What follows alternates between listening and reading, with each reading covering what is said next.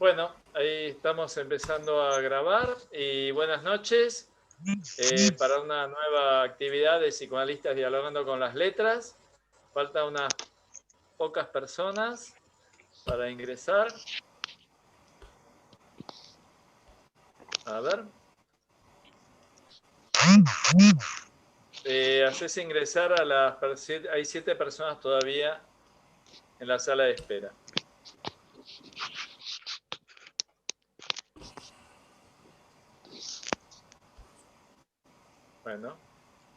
Bueno, te dejo, ya ingresaron todas las personas, así que Dani Goldman accedió a la sala de espera, por alguna razón está afuera. Admitir. Buenas noches, soy Norberto Llove, secretario científico de la Escuela de Psicoterapias para Graduados, y vamos a comenzar con esta actividad de psicoanalistas dialogando con las letras, que coordinan la licenciada Alicia Levín y la licenciada Verónica Ginocchio.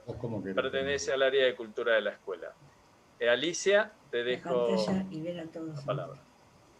Ahí. No. Así. Claro. Bueno, buenas noches a todas y a todos. Me da mucho gusto estar esta noche acá. Le damos la bienvenida a este ciclo que, como decía el secretario científico, pertenece a la Comisión de Cultura y a la Secretaría. Algunos están haciendo lío con el micrófono. Ahora vamos a resolver ese tema. Pedimos, por favor, que silencien sus micrófonos. Ahí está.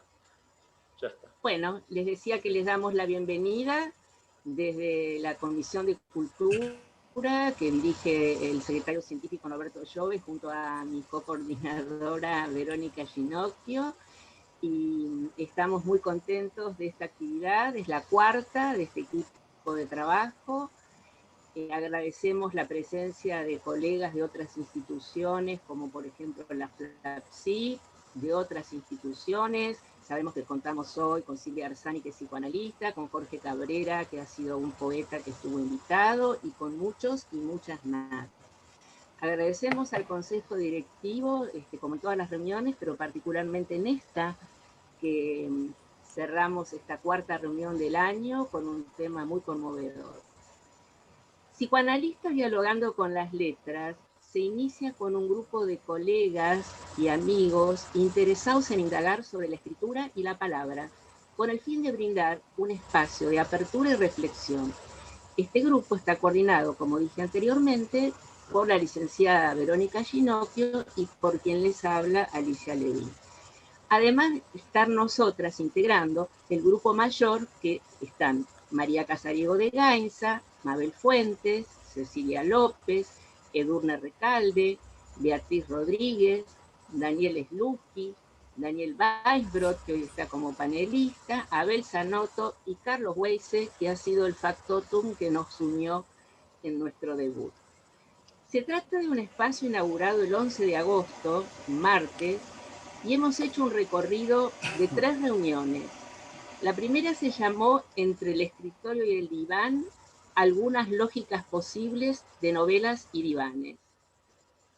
La otra se llamó Y en la poesía, el lenguaje y la angustia. Y hoy, hoy presentamos un encuentro muy conmovedor que se llama Las letras en el campo de la muerte, recordar, escribir y elaborar. Para la gente que se acerca por primera vez a nuestra querida Asociación Escuela, les pedimos que en el chat nos den su mail, así ya pertenecen al mailing de la institución y podemos unirnos para los que vinieron por primera vez. Y también les queremos agradecer a los que nos siguen tantas veces en este grupo. Tenemos un protocolo, palabra bastante moderna o de la nueva modernidad, que iniciamos nuestra actividad con una frase de Freud y la cerramos con otra frase de Freud. La de hoy, obviamente, es del año entre 32 y 33 y corresponde a la pregunta que le hace Einstein a Freud: ¿y por qué la guerra? Nuestros maestros nos dijo: la guerra es un desborde de la pulsión de destrucción. Lo natural será apelar a su contrario, al eros. tan actual y tan vigente en este mundo que hoy vivimos, o sobrevivimos, que volvemos a capturar sus palabras. Nuestros panelistas de hoy son el licenciado Daniel Weinsbrot, que pertenece al equipo y que está muchísimas veces invitado por la asociación, y Daniel Goldman, al que le estamos profundamente agradecidos por haber aceptado esta invitación para esta tarea. Así que, bueno, doblemente agradecidos, alguien que conoce mucho del tema que vamos a comentar y que además ha tenido la delicadeza de aceptar nuestra invitación. Voy a presentar al primer panelista, que es el que va a leer su texto.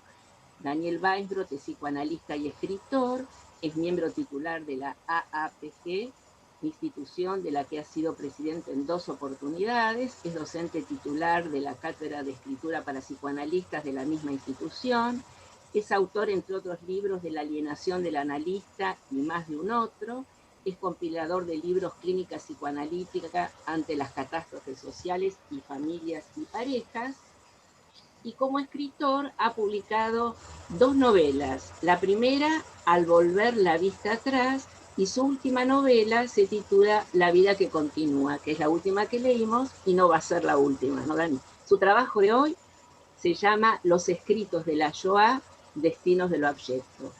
Gracias por estar ambos acá. Te damos la palabra a Dani Weinsbrot. Bueno, buenas noches.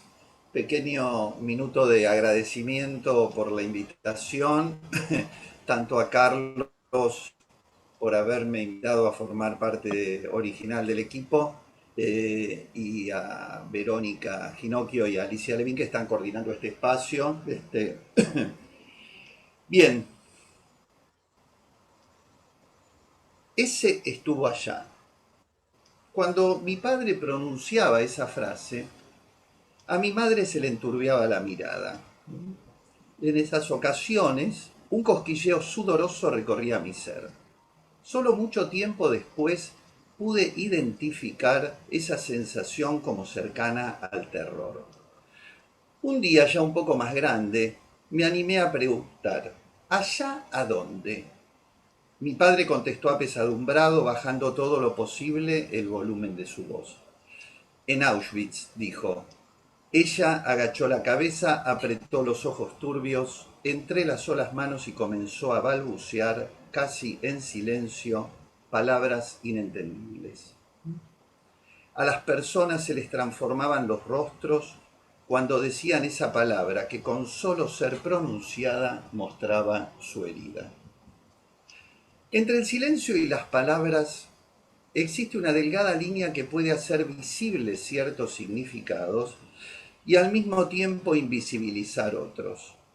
Cuando Paul Celan escribe «Estábamos muertos y podíamos respirar», estábamos muertos y podíamos respirar, desnuda todo lo ocurrido en Auschwitz con una mezcla exacta de palabras mínimas. Ahora bien, ¿cuál es la palabra que designa los hechos ocurridos durante la Segunda Guerra Mundial con el pueblo judío? Holocausto, Shoah, Auschwitz, exterminio, genocidio. ¿Es que acaso hay una, solo una? Existen alrededor de la palabra innumerables escritos de destacados pensadores. Agamben, por ejemplo, rechaza fuertemente la palabra holocausto. Dice textualmente: el término hace referencia a un ritual religioso recogido en la Biblia en el que se incineraba una o más ofrendas en honor a Dios. Establecer, continúa Agamben, establecer una conexión, aunque sea lejana, entre Auschwitz y la entrega total a motivos sagrados y superiores, no puede dejar de sonar como una burla. No lo utilizaremos en ninguna ocasión, y culmina: quien continúe aplicándolo da prueba de ignorancia o de insensibilidad.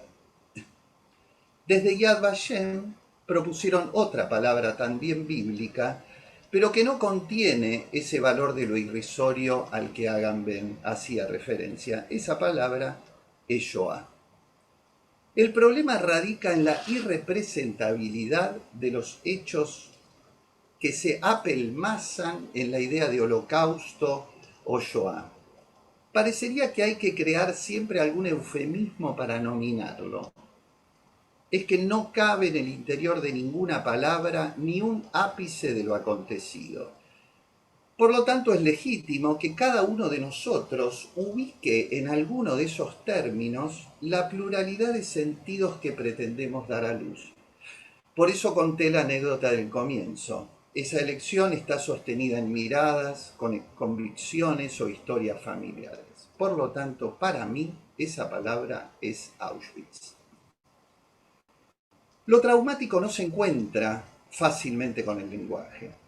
La devastación física y psíquica, la imposibilidad de encontrar sentido al dolor extremo, necesita mucho tiempo para lograr ligarse a una palabra que lo circunscriba y muchas veces tampoco alcanza una vida. ¿Qué pudieron hacer los escritores sobrevivientes de los campos? ¿Cómo trataron de rodear lo abyecto y qué efectos fue teniendo esa experiencia en sus propias vidas? Me propongo tan solo enhebrar algunos versos y relatos de lo escrito en el después. Hay un libro que se llama simplemente Auschwitz. Se originó en una serie de artículos periodísticos escritos inmediatamente después de la liberación, a partir de testimonios de los sobrevivientes, según dice Friedman, su autor, bajo la impresión fresca de lo que vimos y escuchamos de su propia boca. Quienes publicaron las notas, por eso me interesa, fueron prácticamente los primeros escritores sobre Auschwitz. Y a pesar del esfuerzo literario por transformar los primeros balbuceos de los testimoniantes en palabra transmisible, es un libro muy difícil de leer. Los relatos son brutales, crudos, casi sin procesamiento. Estuvo guardado en mi biblioteca durante muchos años hasta que un día me animé. Voy a leer algún fragmento, pido disculpas, pero quiero mostrar la brutalidad para ver después cómo se fue transformando en los escritores en verdadera literatura. Cierto día, dice un sobreviviente, ordenaron a un grupo de 500 personas que cavasen pozos de 1,5 metros de profundidad. Luego un grupo de ucranianos les ató los brazos, los arrojó a los pozos y comenzó a echarle tierra dejando solo afuera las cabezas, sobre las cuales cayó toda clase de residuos y excrementos. Las víctimas estaban enloquecidas. Algunos minutos después ya no se veían las cabezas, solo se oían unos sordos estertores ahogados en basura.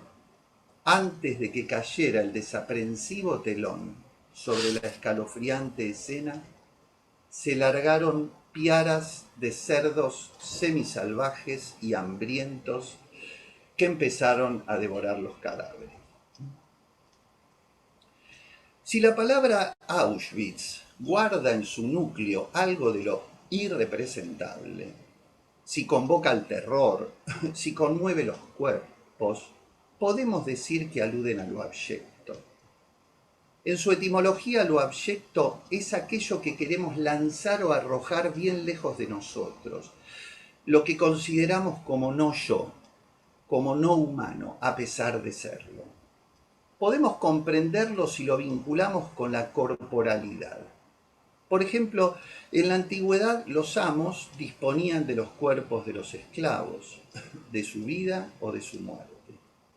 El terrorismo de Estado también dispuso de los cuerpos de aquellos que no compartían el ideario fascista de la dictadura. Las violaciones sexuales, acosos y femicidios dan cuenta de cómo el patriarcado dispone de los cuerpos de las mujeres. Cuerpos abyectos, dirá Judith Butler, versus los cuerpos que importan. Fue Julia Kristeva quien planteó más fuertemente el tema lo abyecto en la conformación subjetiva.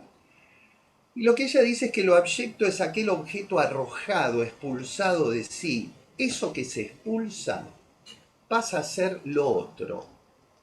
se arroja fuera de sí los residuos de comida, los excrementos, la diferencia, todo aquello que al constituirse como lo otro define los límites de mi identidad. Para ella el cadáver es el colmo de la abyección. Y en Auschwitz no se moría, como decía Hannah Arendt, sino que se producían cadáveres. La Alemania nazi inventó un modelo de Estado que hizo de la abyección la regla y no la excepción. Una sobreviviente lo describe nuevamente en un relato estremecedor. Ese libro es de 1947, o sea, muy poquito después de la finalización de la guerra. Dice, las cámaras trabajan sin interrupción y sin embargo no logran ponerse al día. Yacen enormes montañas de cadáveres que no se alcanzó a incinerar. A todos, especialmente a las mujeres, les corta el cabello un comando especial de peluqueros.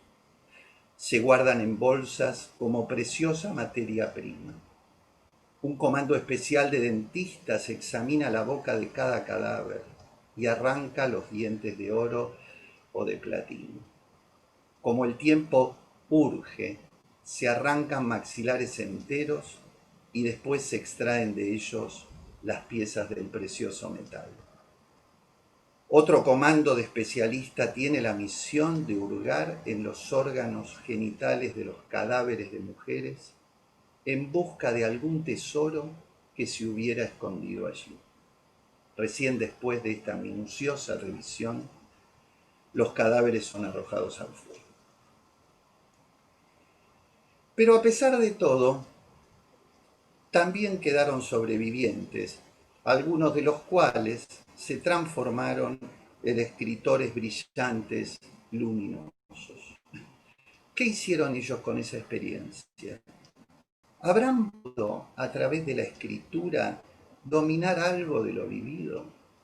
Primo Levi, Jean Améry, Paul Celan, Tadeusz Borowski se suicidaron. Cabe una duda entre un suicidio y un accidente trágico.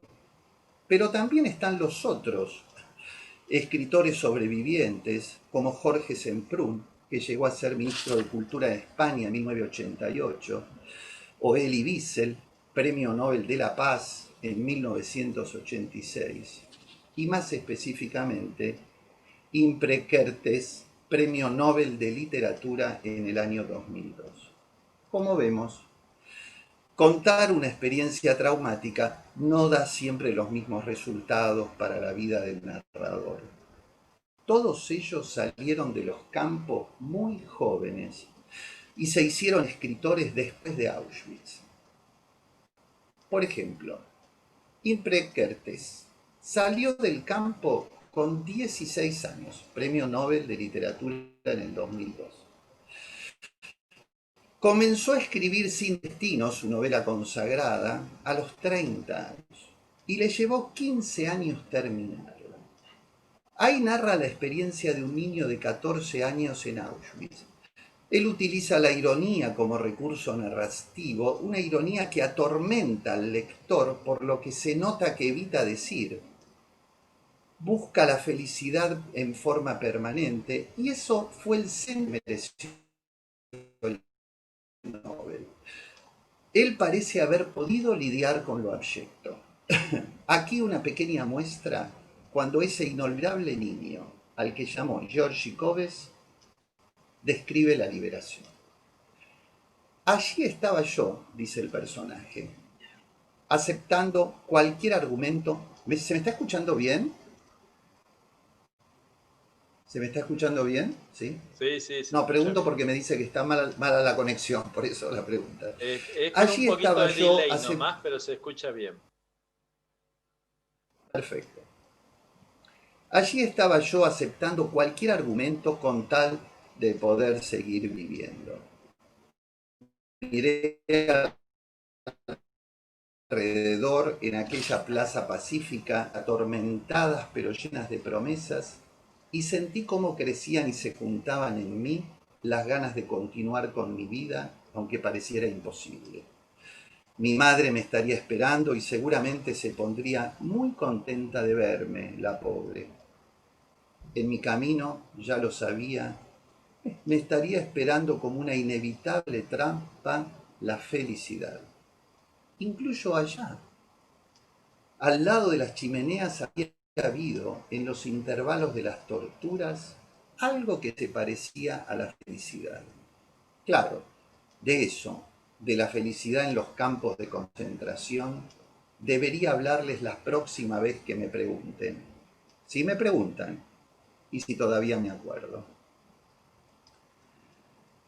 Por otro lado, Elie Wiesel publicó La noche, luego El alba, El día, aquella trilogía. La liberación, igual que a Kertész, lo encontró con apenas 16 años. Tenía 26 cuando terminó el primer manuscrito. En varios momentos de su relato aparece como un recurso literario el loco, el personaje del loco. Fragmento. Moshe James vaticinaba lo que iría a pasar apenas aparecieron los alemanes. Era despreciado, maltratado. Nadie daba crédito a su relato. Un día expulsaron a los judíos extranjeros Shiget, y Moshe era extranjero. Pasaron días, semanas y meses hasta que un buen día volvió a aparecer. Al volver y contar, rogaba: judíos, escúchenme. Pero ellos respondían con frases del estilo: ¡qué imaginación! Pobre se ha vuelto loco. Un par de años más tarde, ya en camino a Auschwitz-Birkenau, aparece otro personaje en la obra de Elie Wiesel, la loca. La señora Schachter había perdido la razón. El relato es estremecedor. Quizá uno de los puntos más logrados de la narración. El autor muestra con maestría cómo los que estaban cerca, en el tren que los llevaba a la muerte, fueron transformando su solidaridad en cansancio, luego en hartazgo y finalmente en violencia, a punto de amordazarla y pegar a que dejara de gritar.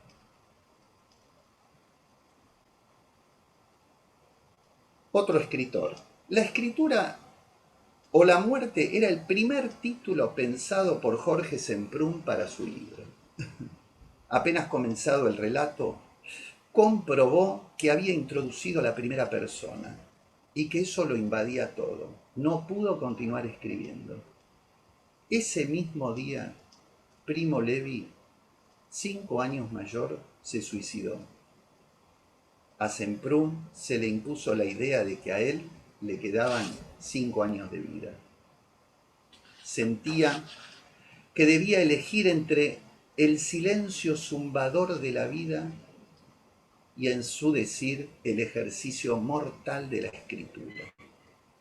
La escritura me hundía a mí mismo en la muerte, me sumergía en ella, me ahogaba el aire irrespirable de mis borradores, fracasaba en mi tentativa de decir la muerte para reducirla al silencio. Demoró Semprún 16 años en ponerse a escribir después de la salida del campo, teniendo él 22 años en la liberación. Describe un encierro paradojal. Es el primer autor que nos pone ahí de lleno en el asunto de la escritura, ¿sirve o no sirve? Miren lo que dice. No poseo nada, salvo mi experiencia de la muerte para decir mi vida, para expresarla. Tengo que fabricar vida con tanta muerte, y la mejor manera es la escritura. Pero la escritura me prohíbe literalmente vivir. Finalmente, una visita a Buchwald con sus nietos le permitió retomar la escritura. Ahora, otro es el panorama con aquellos escritores que luego de haber sobrevivido a los campos y producir obras extraordinarias, se suicidaron. Quiero alertar sobre el peligro monocausal de atribuir el suicidio exclusivamente al paso por Auschwitz. Es preciso que lo pensemos como una torsión conjetural. Tadeusz Borowski tenía 23 años al salir del campo. Fue autor, entre otras obras, de Nuestro hogar es Auschwitz. Allí dialoga con su interlocutor. «Sabes, Tadeusz, me caes muy bien», dijo de forma inesperada. «Pero tú no sabes lo que es tener hambre de verdad». Tadeusz contesta: «¿A que no? Hambre de verdad es mirar a un hombre como un simple objeto comestible. Yo he tenido hambre de verdad». Jean Améry fue el anagrama de su verdadero nombre, que era Hans Meyer. Fue uno de los más grandes en edad de todos los escritores sobre los que voy hilvanando una escritura del después. Jean Améry tenía 33 años cuando fue liberado. Dijo haber compartido el barracón con Primo Levi, aunque éste no lo recordaba. Ambos representan dos posturas irreconciliables. Para Levi, el campo había sido su universidad, allí había aprendido todo. Para Améry, en cambio, si fue una escuela, lo fue del mal. Le reprochaba a Levi esas ansias de comprender a los responsables. Dice: «Se me ha infligido una herida. Necesito desinfectarla y vendarla, no reflexionar sobre por qué el verdugo me asestó el golpe y acabar disculpándolo». Esa era la polémica entre ellos. El tema del suicidio estuvo presente en muchos de sus escritos. Primo Levi, el otro del barracón, salió de Auschwitz con 26 años. Sobre su muerte caben dudas. Cayó al vacío por el hueco de la escalera de su casa en Turín. Sus allegados hablaron de un desvanecimiento, ya que en su vida entera iba en contra del suicidio. «Estoy en paz», decía, «porque he testimoniado. Los recuerdos de mi reclusión son mucho más vívidos y detallados. Conservo una memoria visual y auditiva de las experiencias de allí que no sé explicar. Por algún motivo que ignoro, me ha pasado algo semejante a una preparación inconsciente para testimonio». Bueno, esa condición de testigo es lo que hace dudar sobre su muerte. Sin embargo, él venía expresando que su tiempo como escritor se venía terminando, que se había secado, que no había quedado cosas para contar. Un rabino amigo explicó que en una última conversación telefónica le había confesado que sufría mucho al ver el cuerpo de su madre tan delgada y que le recordaba los cuerpos cadavéricos de Auschwitz. ¿Cuánto puede alcanzar la palabra y la escritura para bordear lo abyecto? Primo Levi escribió Elie Wiesel el día de su muerte. Miren la frase de Elie Wiesel: «Primo Levi murió en Auschwitz 40 años más tarde». ¿Se puede morir de decir?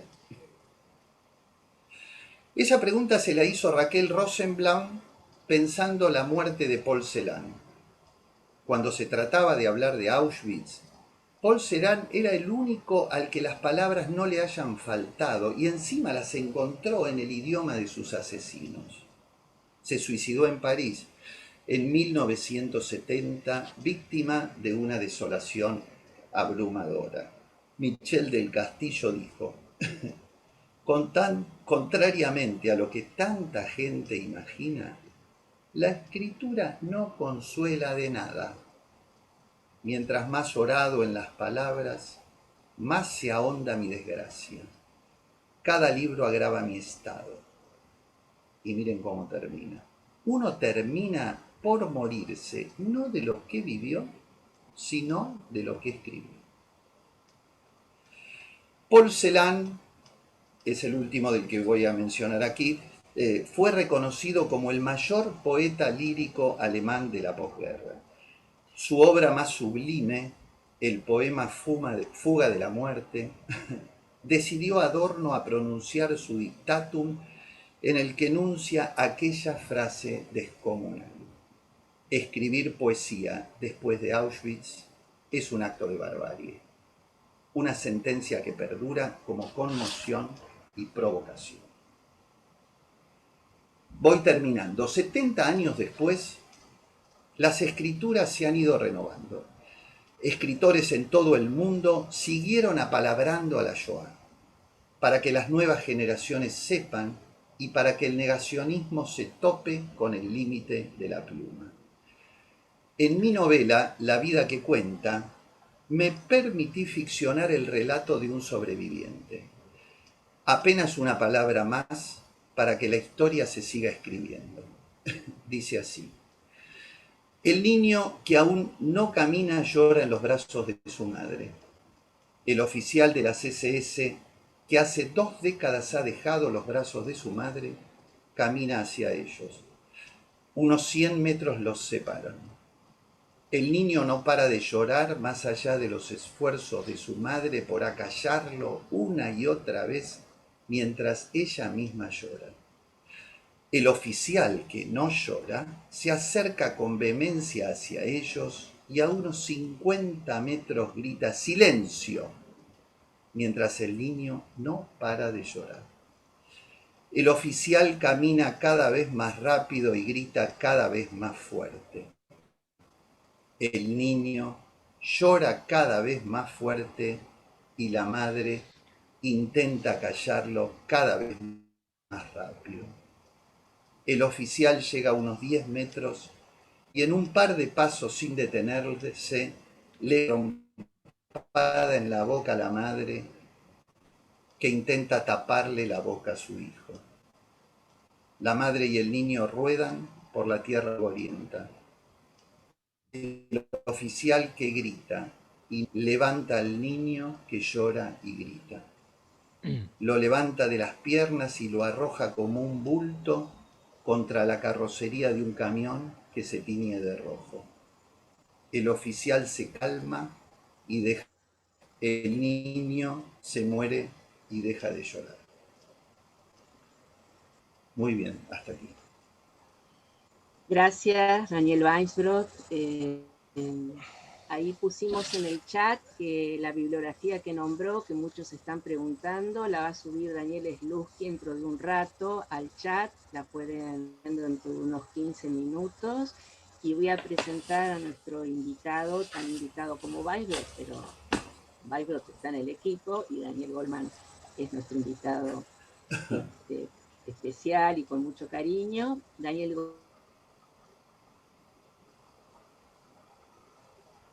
el diálogo interreligioso IDI, y bueno, va a hacer comentarios acerca del trabajo. Ok, buenas noches, ¿se me escucha bien? Sí.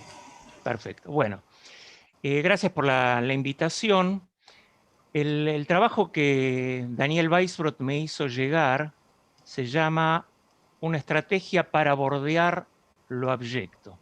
Un interesante trabajo, ¿sí?, en donde Daniel Weinsbrod utiliza la palabra estrategia para no caer en la trampa de la definición, ¿sí? Imposible salir de esa dura realidad, la de proponer una estrategia de la que efectivamente es difícil no caer en lo que se cae.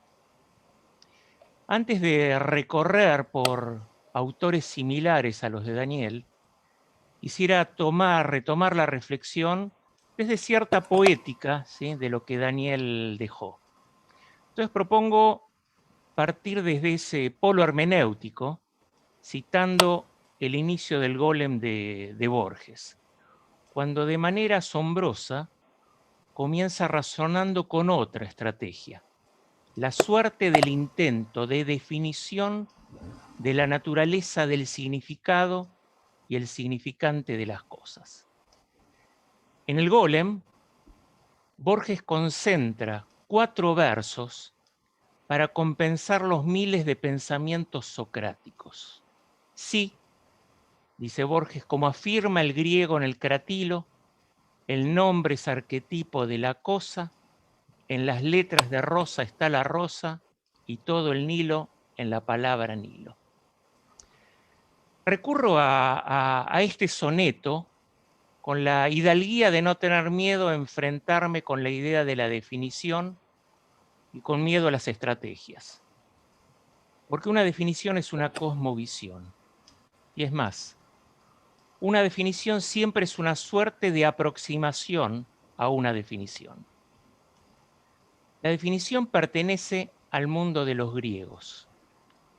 Y la distancia entre los griegos y Auschwitz remite a trechos tan amplios, solamente comparable a los años luz, a una dimensión en la Vía Láctea. La convocatoria a la estrategia me hace dificultoso el salir de los griegos, porque la estrategia requiere de una lógica. Las 4 letras que forman la palabra rosa evocan a sus pétalos, a su color, a sus espinas y a su aroma, y tal vez todo el Nilo, toda su longitud y todo su caudal, con sus orillas y sus peces y sus noches cálidas en verano, se encuentran en la palabra Nilo. En esta discusión por la estrategia o la definición, la tesis de Hermógenes sostenía que salvo un dominio teúrgico, exento de lógica y solo de encanto, ninguna palabra encierra la esencia de lo nombrado y ningún vocablo atesora la cosa. En cambio, para Crátilo, no Cratilo, eso es una licencia poética que se toma Borges, para Crátilo, cada cosa existe en un nombre perfecto, un mecanismo de precisión, un arquetipo de excelencia en donde la combinación de letras resguarda un modelo que inclusive al revés de pensarse como una palabra que nombra a la cosa, es la cosa la que remite en la palabra. Pero debo irrumpir la elegancia de la lógica. El bautismo del convencionalismo social es engañoso porque, entre paréntesis, no sé si lo dice Daniel, pero ¿no será que la configuración del término es lo abyecto? La configuración del término es lo abyecto. Shoah. ¿Puede toda la Shoah estar contenida en la palabra Shoah? ¿O es parte de una estrategia? La configuración de la palabra nos da oxígeno para poder perpetrar el próximo desastre y licencia para que la comparación amortigue el desastre. Estrategia de los hablantes para no hacerse cargo de los hechos. Y no debemos remitirnos exclusivamente a la palabra Shoah o Auschwitz para darnos cuenta de esto. Hace años, leyendo el testimonio de Jacques Fuchs, un sobreviviente en donde también la palabra sobreviviente es artera, se me reveló esta idea como una suerte de inicio en aquello de pensar con cuánta hondura de complicidad y cuán truanes son las palabras. Fuchs desarticula el altercado intelectual alegando la ausencia de vocablo que constituya representatividad en las experiencias inefables. Experiencias inefables. Inefable es utilizar una palabra para representar el vacío de los vacíos de los vacíos. Y reitero, no debemos remitirnos a Shoah o Auschwitz o Holocausto o genocidio para descubrir el engaño de la palabra. Con solo hablar de liberación, como él lo hizo, vuelve el rubor al rostro que nos queda.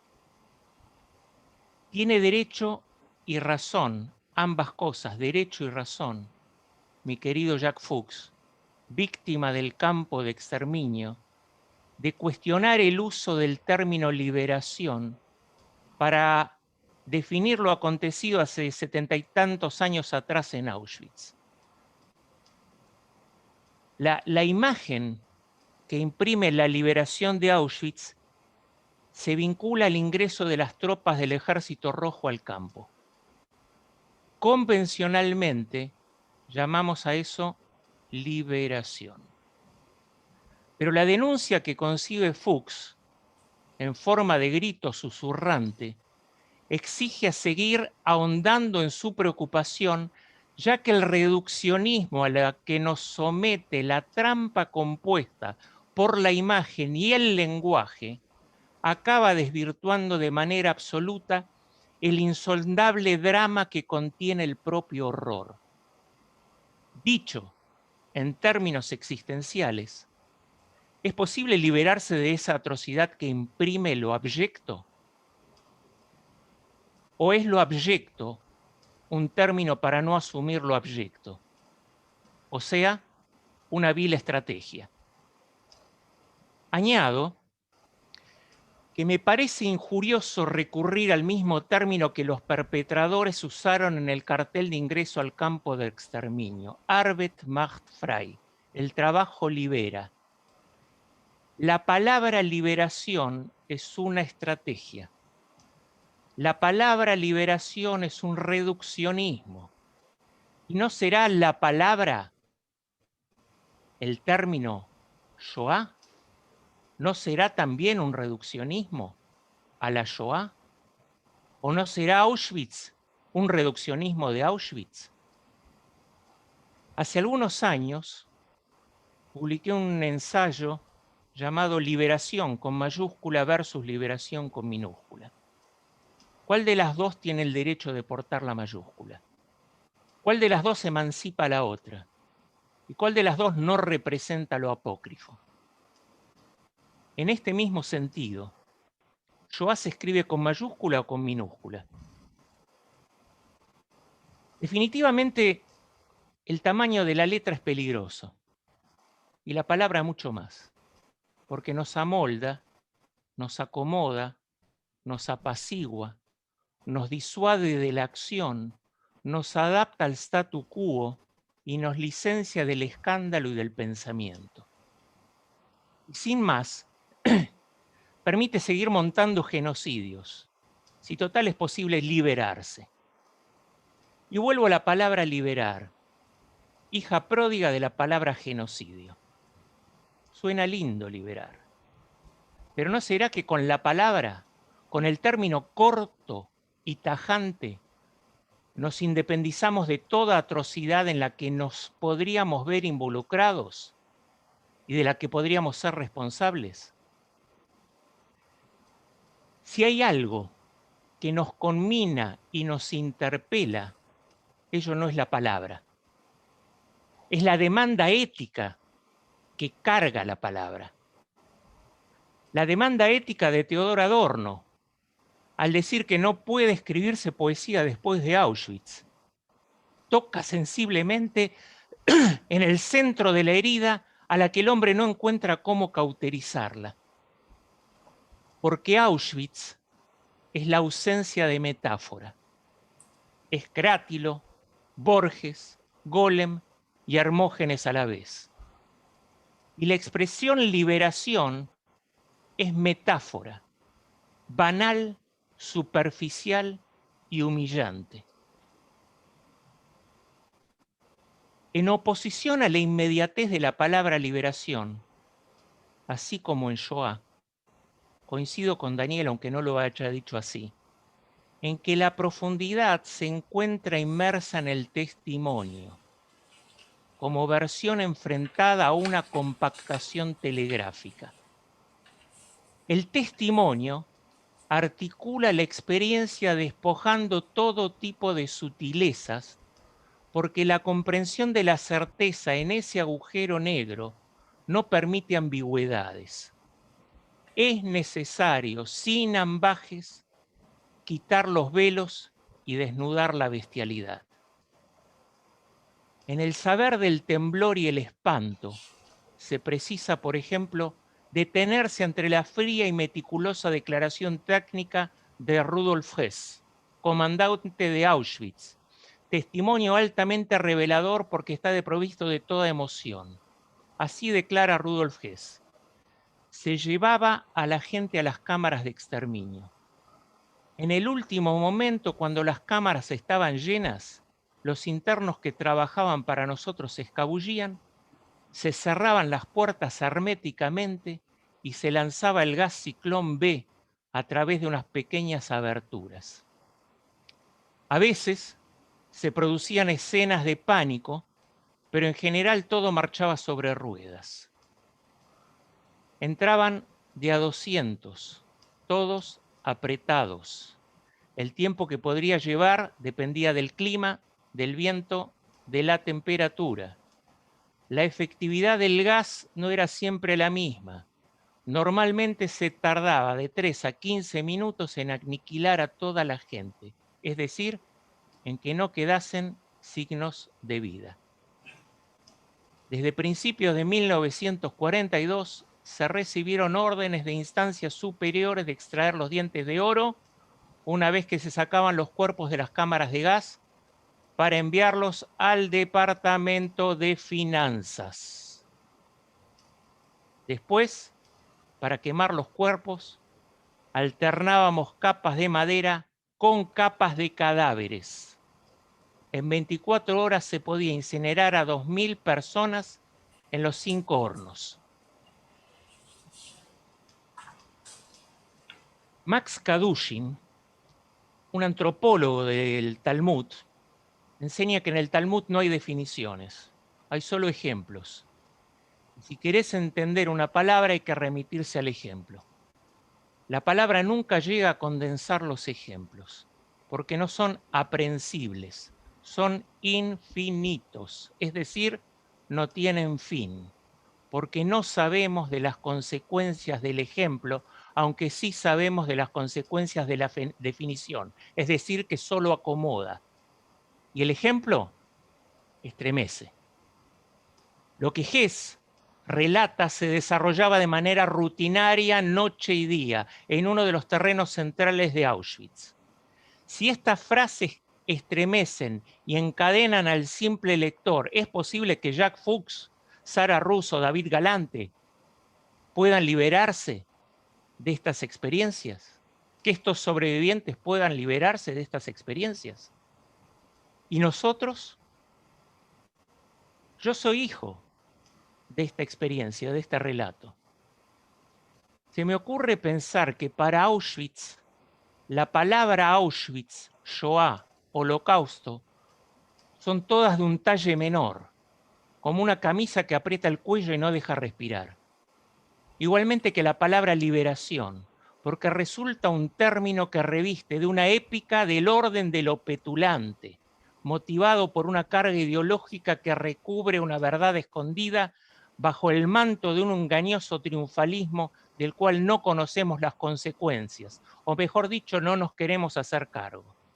No por nada Erich Fromm, testigo agudo de la época, sostuvo que el uso de la palabra libertad se ha transformado en un astuto componente de evasión y de conformidad maquinal que disminuye la capacidad crítica del hombre moderno.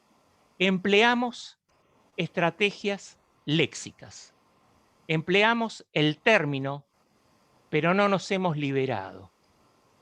Entonces es la palabra el espejo de nuestra propia derrota en el plano individual, político, social, moral y metafísico.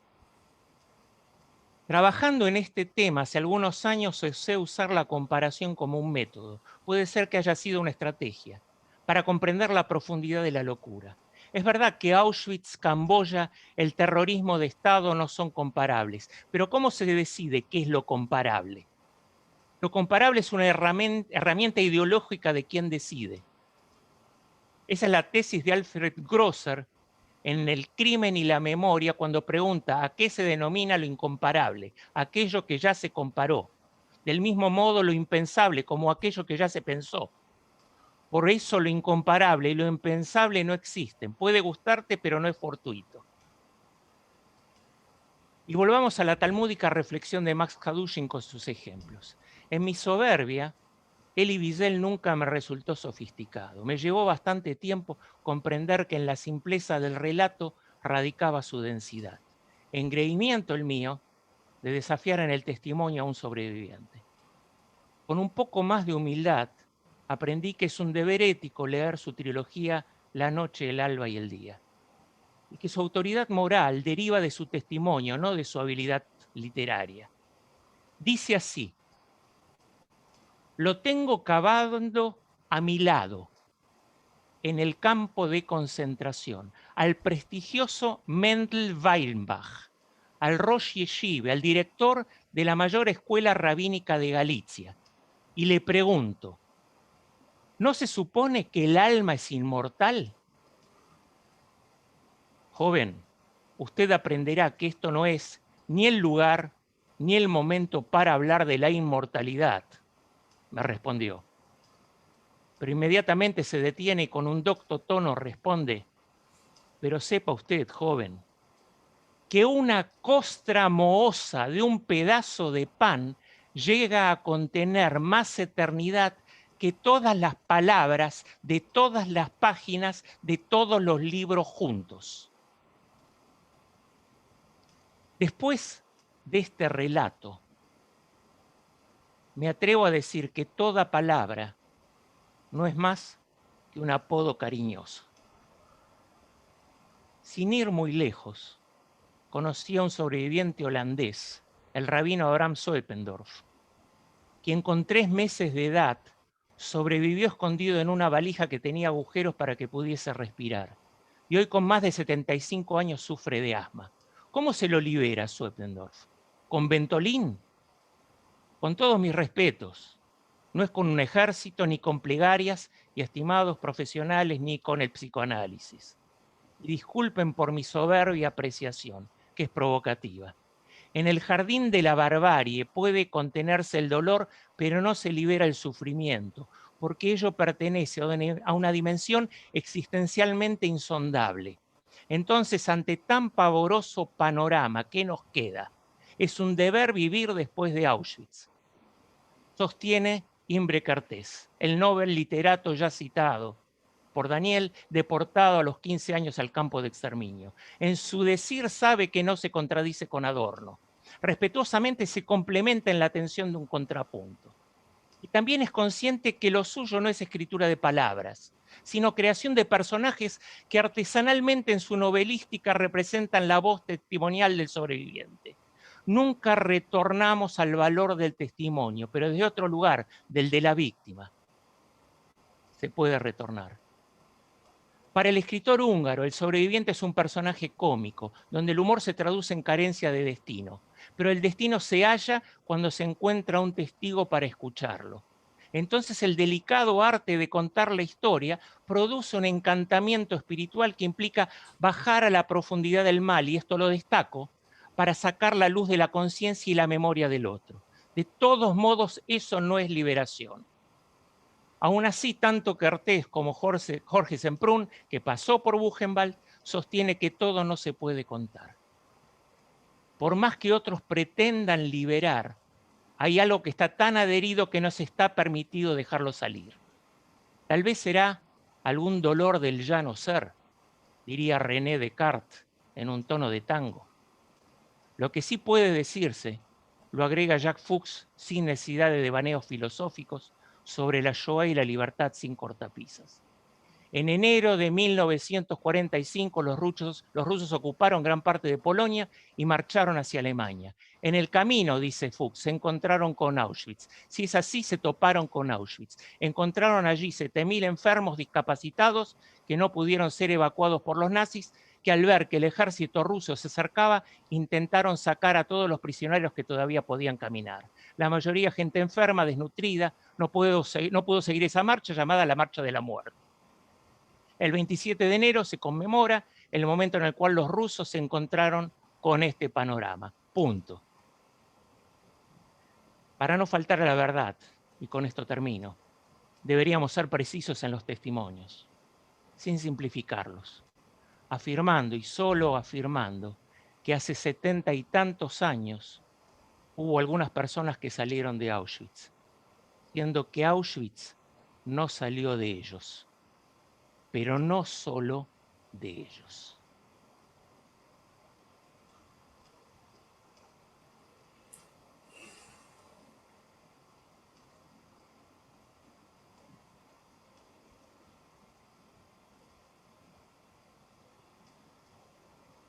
Bueno, muchísimas gracias, Dani. ¿Se escucha? Muy conmovedor. Alicia. Sí. Quiero agradecerle a los dos, a este silencio y suspiro de Norberto, a toda la audiencia, la permanente intención de ponerle palabras a lo que tanto cuesta ponerle palabras, que es Auschwitz. Vamos a intentar, ya que es psicoanalistas dialogando con las letras, tomar algunas. Están plagado el chat de felicitaciones, algunos preguntan dónde poder encontrar la reproducción. Ya avisamos que va a aparecer en YouTube exactamente lo mismo que están viendo ahora. Y quería tomar, porque bueno, tenemos solo un rato y queremos pegar una vuelta. Ana Grova hacía un comentario y decía que si se puede tanto horror sublimar. Gloria Feldman decía si en realidad Semprún, cuando no pudo hablar, ¿será que el arte lo ayudó a hablar? Después tenemos una intervención para juntar aquellas que tienen similitudes, ¿no?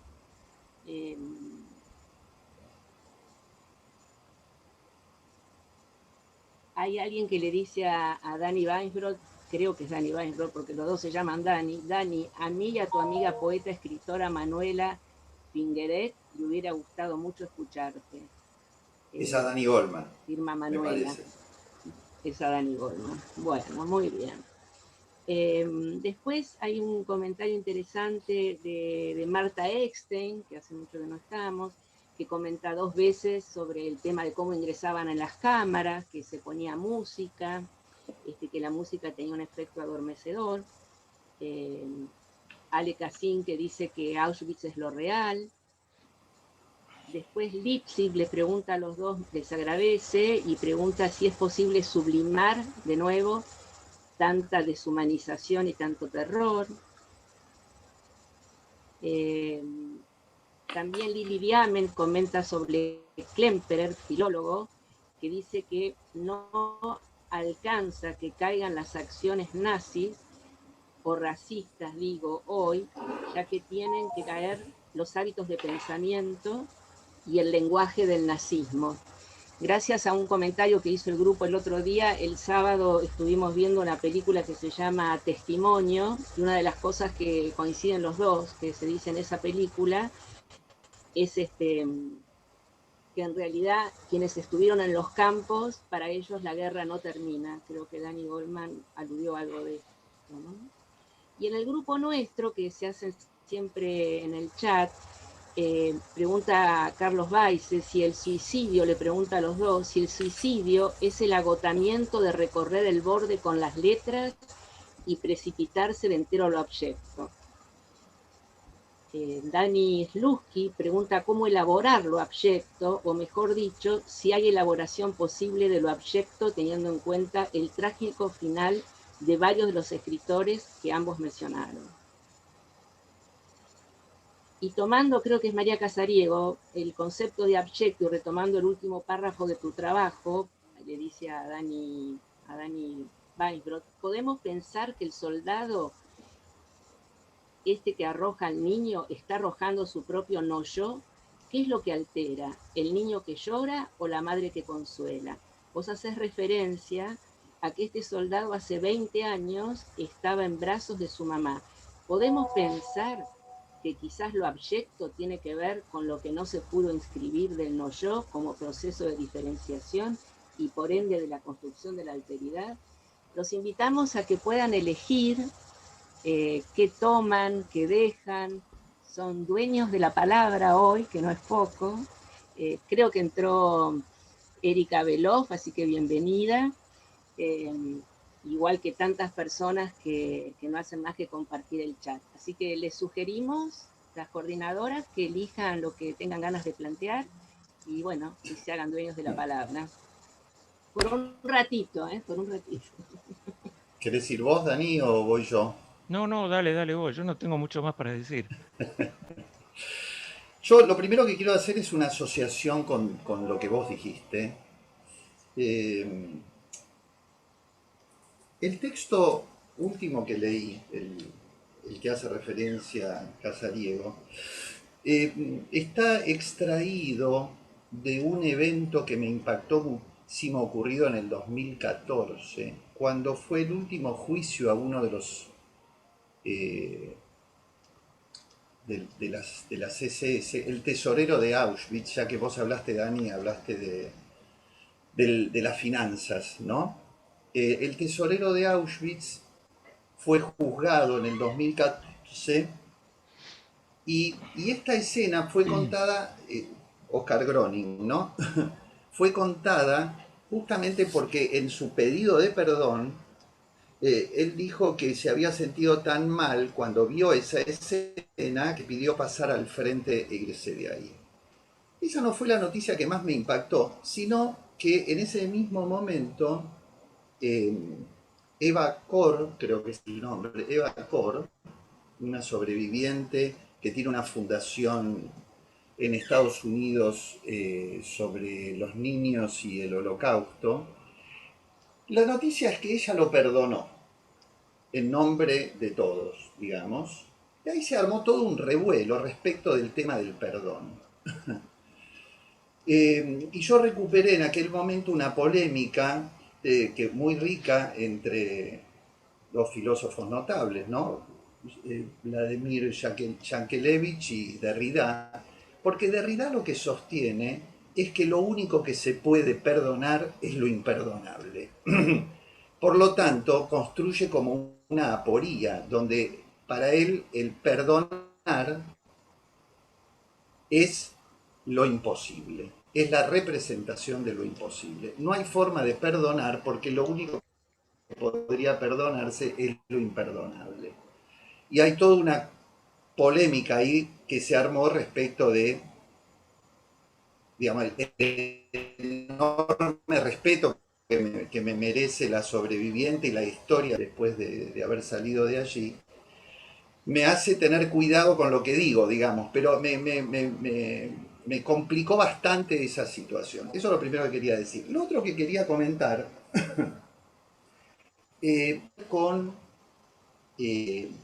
me parece que la pregunta es, digamos, ¿cuánto se puede elaborar? Me parece que muchas preguntas van ahí, si dejarse a lo abyecto, si hay posibilidad de elaborar. Bueno, yo creo que una de las cosas que podemos decir es que hay cosas que se pueden elaborar, evidentemente otras que no, digamos, que no es una tarea sencilla, pero que hay algo me parece que eso decía Danny Goleman también sobre el final, ¿no? Salieron de Auschwitz y Auschwitz no salió de ellos. Sí me parece que podemos apuntar a que pueda haber ciertos niveles de simbolización que permitan comprender algo del efecto traumático en sus vidas, que algo de eso pueda ser narrado. Es clarísimo que eso no garantiza nada. A mí, de los suicidios, y el que más me impresionó fue el de Paul Celan. Paul Celan escribe su poema cumbre, digamos el más reconocido, que se llama Fuga de la Muerte o Todesfuga, está traducido como Fuga de la Muerte. En algún momento lo tradujeron como el tango de la muerte, porque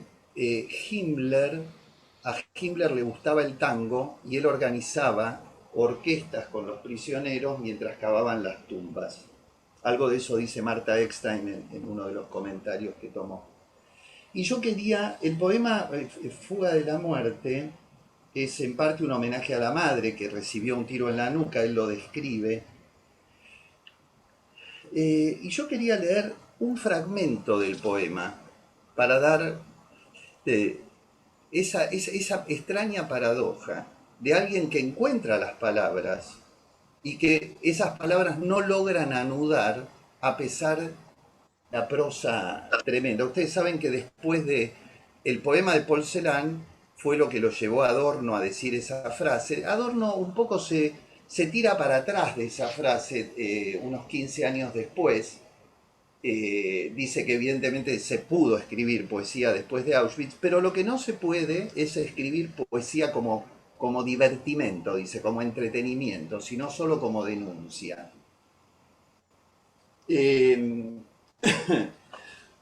Leo un pequeño fragmento del poema de Paul Celan respecto de esta idea de cómo algo se puede elaborar pero no alcanza. Dice Paul Celan: negra leche del alba la bebemos por la tarde, la bebemos al mediodía y en la mañana la bebemos. Cavamos una tumba en los aires donde no hay opresión. Caben una tumba en la tierra, nos ordena. Vamos, toquen para el baile. Negra leche del alba te bebemos de noche, te bebemos en la mañana, te bebemos por la tarde, bebemos y bebemos. Un hombre habita en la casa, juega con las serpientes, escribe cuando oscurece Alemania. Grita: ustedes caben más hondo en la tierra, canten y toquen. Empuña el fierro en el cindo, lo blande, sus ojos son azules. Ustedes entierren las palas más hondo, sigan tocando para el baile. Negra leche del alba, te bebemos de noche, te bebemos al mediodía, bebemos y bebemos. La muerte es un maestro de Alemania. Ascienden cual humo en el aire para que tengan una tumba en las nubes donde no hay opresión. Este poema fue muy tomado, muy trabajado en las escuelas literarias, aun cuando Paul Celan vivía, y a él le hizo mal eso y llegó a plantear en un momento que la prohibición de que ese poema se siga estudiando, porque él decía justamente esto de que ahí no hay nada para estudiar, hay que escucharlo y en todo caso estremecerse, ¿no? Bueno, en principio paro ahí, no sé, Daniel, ¿querés decir algo? Sí, esperamos que Daniel diga algo. Bueno, en relación al tema del, del perdón es para un seminario, ¿no? Sí. No creo que esto pueda desarrollarse ahora. Así es. Yo recuerdo, hay un libro que se llama Los límites del perdón. ¿Cómo se llama el autor? Alguien se va a acordar. El cazador de nazis, Wiesenthal, ¿sí? Él cuenta una historia sobre un tema vinculado a la Shoah, de un oficial nazi que pide a alguien que lo perdone, etcétera, etcétera. Después invita a 50 pensadores, religiosos, filósofos del ámbito de ¿sí? De la psicología también, a dar su respuesta. No sé si se puede perdonar o no, y hay una cantidad de elaboraciones que resultan sumamente interesantes, ¿sí? De todos modos, me parece que la palabra perdón tiene varias connotaciones que son imposibles de traducir acorde a cada una de las, ¿sí? Los lenguajes o inclusive las idiosincrasias, o llamémoslo las civilizaciones, ¿sí? No es lo mismo Kippur, el día del perdón, ¿sí? Que decir es el día del perdón. Son otros perdones, es otra categoría de perdón. Y los perdones no son comparables unos con otros, como las acciones pueden no ser comparables unas con otras, ¿sí?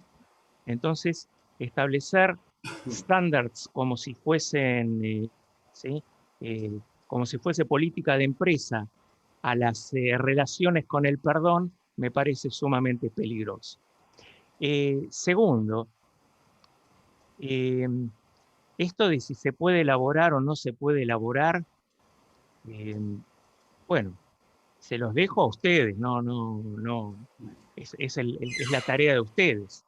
De todos modos, yo no creo que algo se pueda elaborar a medias, ¿sí? O se elabora o no se elabora, ¿sí? Y uno carga con estas situaciones absolutamente traumáticas durante toda la vida y salen, ¿sí? Aparecen, se perciben, se expresan de las maneras, ¿sí? Más, desde los recónditos hasta de las maneras más sutiles hasta las maneras más expresivas, ¿no? Así que yo eso no lo puedo, si a mí me preguntan, yo diría sí, intuitivamente, no se puede salir de eso, ¿sí? Es algo que no se puede terminar de elaborar. Y si es algo que no se puede terminar, por alguna razón seguimos hablando de esto, porque es algo que no se puede terminar de elaborar, ¿no? Bueno, sí, no, algo que a mí me parece importante, ¿sí? De cuáles son los contrapuntos de estas historias. Y no lo puedo no dejarlo pasar. En Bariloche, el domingo pasado, marchó un grupo de gente vestida con ropa del Ku Klux Klan, ¿sí? Y eso no es un chiste, ¿sí? No es simplemente una noticia, es una advertencia. Y si estamos llevando a cabo una actividad relacionada con el nazismo, esto no se puede soslayar, ¿sí? ¿Puedo decir algo o querés leer vos? No, Ya está, ya está. Ah, lo mío. quiero hacerles una pregunta a cada uno porque están llenos de preguntas, pero quería incluir a ver, para Dani Goldman, así cerramos con ustedes.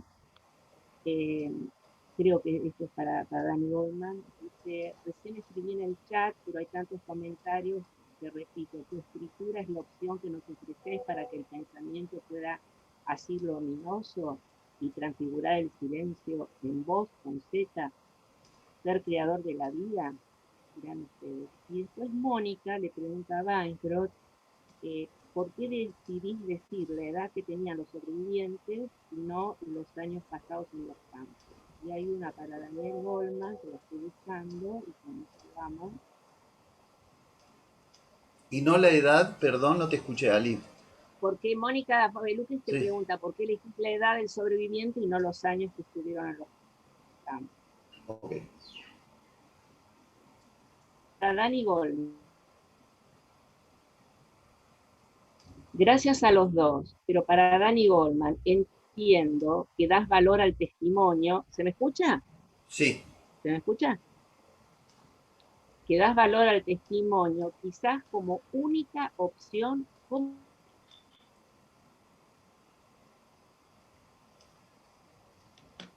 le das a eso? Bueno, gracias a ambos. Repetí la pregunta, Alicia, porque se cortó. Ponerle palabras. Alicia, repetí la pregunta última porque se cortó, por favor.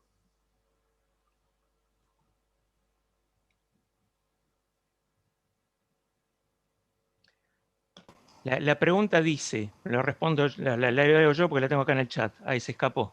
A ver, espera. Entiendo que dar valor al testimonio quizás como una única opción, cómo pensar la transmisión de la Shoah ya casi sin sobrevivientes, ¿sí?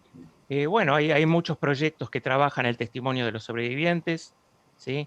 Está el proyecto, ¿cómo se llama? El cineasta este famoso, el director de cine. Bueno, alguien se va a acordar. Que hizo un banco, ¿sí? Prácticamente un banco de testimonios, que es muy bueno. Y me parece que eso, Spielberg, y que eso deja ¿sí? Fuerza al testimonio. De hecho, también voy a contar algo muy personal. Mi hija escribió hace poco, basado en el testimonio de su abuela, ¿sí? Algo vinculado a la relación con su abuela. Y justamente fue gracias al testimonio que mi mamá dio que le tomó Claudia. Claudia andaba recién por ahí, la vi en el Zoom, Claudia Jocrón, que le tomó Claudia y que está en el banco de Spielberg, ¿no? Está en la Shoah Foundation de Spielberg. Yo quería volver al tema de la elaboración, ¿no? Porque a mí me parece que hay una diferencia entre contar un evento traumático. Esto está muy bien trabajado en un libro que yo pongo en la bibliografía de Mariana Wikinski, que también anda por ahí, que se llama El trabajo del testigo, que tiene que ver con una diferencia entre lo que es simplemente contar una serie de datos, ella diferencia lo que es vivencia de experiencia, y poder transformar esa vivencia de alguna manera en hacerla propia, ¿no? En que pase a formar parte de una experiencia y que el testimonio se va a ir de alguna manera construyendo entre la vivencia y la apropiación de ella, no solo una vivencia relatada catárticamente, sino con algunas posibilidades de ser enlazado en una trama. A eso nos referimos cuando decimos simbolización. En ese sentido, me parece, yo creo que sí, que hay parte que se puede elaborar y parte no, en el sentido de un devenir, de un proceso de elaboración que llegará hasta donde pueda llegar, digamos. Si bien, como dice Mariana, lo traumático ofrece resistencias a la narratividad, digamos, no se trata solamente de la anécdota, sino del trabajo de simbolización sobre eso, ¿no? Respecto de sublimación, apareció varias veces la palabra sublimación. Yo me quedé pensando, ¿por qué yo no incluí en ningún momento la palabra sublimación, sino que hablé de elaboración, ¿no? No tengo mucha respuesta a eso. Simplemente lo primero que se me ocurre es que la sublimación es uno de los destinos de la pulsión, digamos. Me parece que el elaborar y simbolizar es otra cosa, pero es un tema que tengo que pensar un poco más. No sé si hay algo más por ahí. Sí, una cosita que quería comentar. Cortito, Weisbrot. Sí, sí. Quería retomar lo de Adorno, porque lo de Adorno hace a la pregunta de si se puede elaborar o no. Cuando él da el dictatum, tiempo después, en 1963, él vuelve sobre eso y dice: la perpetuación del sufrimiento tiene tanto derecho a expresarse como el torturado a gritar. Tal vez por eso haya sido falso decir que después de Auschwitz ya no es posible escribir poemas. Y después termina diciendo, en otra frase que no encuentro acá, esto de que se puede seguir escribiendo, pero como que la poesía ha perdido esa posibilidad de lo agradable, de la sonoridad, de la musicalidad. No, eso no más.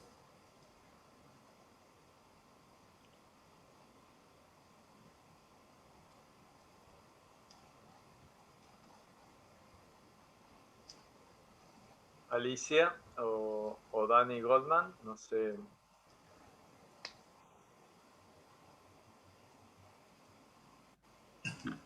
O por ahí Verónica Ginocchio, no sé si estás por ahí. Bueno, Ahí estoy. ¿estás ahí?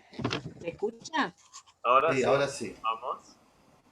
Bueno, para los que me alentaron que la máquina no iba a fallar, lo único que falló fue internet. No tenemos palabras, pero sí tenemos palabras como equipo que hablamos de psicoanalistas dialogando con las letras, para agradecerle al panel, verdaderamente, a todos los presentes, a las intervenciones. Quiero agradecer especialmente al equipo que constituimos dialogando con las letras, al compromiso de Norberto, y Y esta organización creo que no sería posible si Vero, Chinoco y yo no tendríamos el amor al trabajo, el amor a la escuela y lo que nos queremos como amigas, porque hemos hecho un equipo muy, muy intenso y les quiero agradecer. A todas y todas las que nos acompañan, vuelvo sobre los panelistas porque ha sido conmovedor, pero posible de hablar y seguir hablando. Nuestro invitado, que no es de la institución y no es psicoanalista, ha sido un gusto, Dani Goldman, que aceptaras la invitación. Y nuestro estilo es empezar con una frase de Freud y terminar con otra. Así que elegimos para terminar con la frase de Freud que dice que la ciencia moderna aún no ha producido un medicamento tranquilizador como lo son unas pocas palabras bondadosas, de las cuales el chat está repleto. Gracias a todos y los esperamos en abril. Tenemos el panel ya organizado. Después hará la institución la invitación formal para fecha y forma y seguimos participando. Si Gracias por el acompañamiento. Permitimos que puedan reactivar el audio, así aplauden a la mesa, ¿sí? Sí. Gracias, Daniel. Gracias a todos.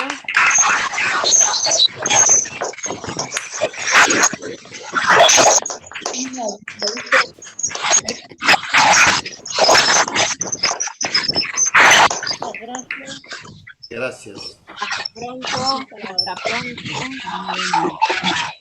Nos vemos en abril. En abril. Muy conmovedor.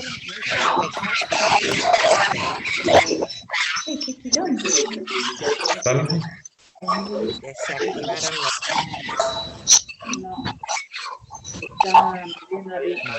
Están pensando.